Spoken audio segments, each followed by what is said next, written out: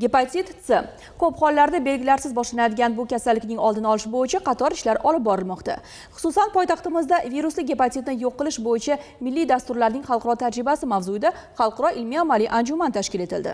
Sog'liqni saqlash vazirligi Virusologiya ilmiy tadqiqot instituti, Ozarbayjon gastroenterologlar va gepatologlar assotsiatsiyasi hamda boshqa tashkilotlar hamkorligida o'tkazilayotgan konferensiya haqida Azizaxon Ilyosxonova reportaji. Gepatit C virusli kasallik sifatida jigar hujayralariga salbiy ta'sir ko'rsatadi. Uning oldini olish, erta aniqlash va davolash ishlari bugun butun dunyo e'tiborida.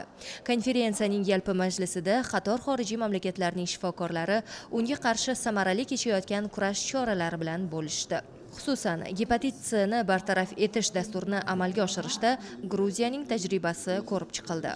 2015-yilda mamlakat miqyosida gepatit C bo'yicha katta tadqiqot o'tkazdik. Tadqiqot natijasiga ko'ra kattalar o'rtasida bu kasallikning tarqalishi 5,4% ni tashkil qildi.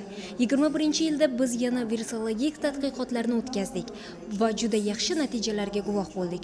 O'tgan davrda gepatit C ga chalinish holati 67% ga kamaygan edi. Bunga biz strategiyamiz orqali erishdik. Birinchi bosqichda aholi gepatit C bo'yicha skriningdan o'tkazildi. So'ng 2017-yildan boshlab diagnostika va davolash ishlari boshladik. 2018-yilda innovatsion loyihani yo'lga qo'ydik. 2019-yildan esa gepatit C bo'yicha diagnostika ishlari Gruziya miqyosida bepul ko'rsatila boshlandi. Jahon sog'liqni saqlash tashkiloti maslahatlariga amal qildik. Jahon sog'liqni saqlash tashkilotining rejasiga ko'ra 2030-yilgacha gepatit C bartaraf etilishi kerak. Shu ma'noda konferensiya davomida virusli gepatitlarni tashxislash, davolash, oldini olish borasida so'nggi yutuqlar muhokama qilindi.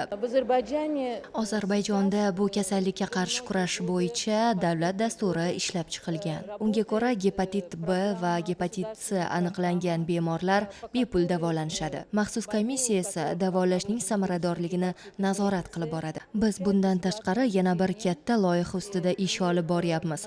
Loyihamizning nomi Millatning sog'lom jigari. Bu dastur o'zida bir necha loyihalarni qamrab oladi va uning doirasida nafaqat gepatit C, balki jigar bilan bog'liq boshqa jiddiy kasalliklarni davolash yuzasidan ham ish olib boriladi.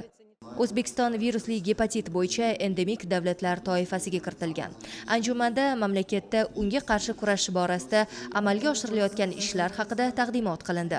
Dastlab 2017-yildan boshlab respublikamizda skrining ishlari boshlangan edi. Ya'ni vaqtli gepatit B, gepatit C kasalligini aniqlash bo'yicha ishlar amalga oshirish boshlangan edi.